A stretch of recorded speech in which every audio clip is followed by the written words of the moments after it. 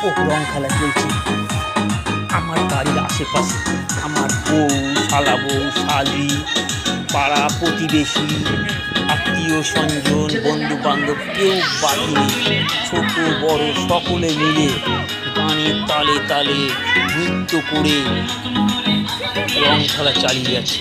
মানে আগের দিন রং খেলতে পারিনি, আজকে হ্যাপি হোলি চলছে, সেই হোলিতে রং খেলছি আমরা। তো এই যে ভিডিও আপনারা দেখতে পাচ্ছেন, এই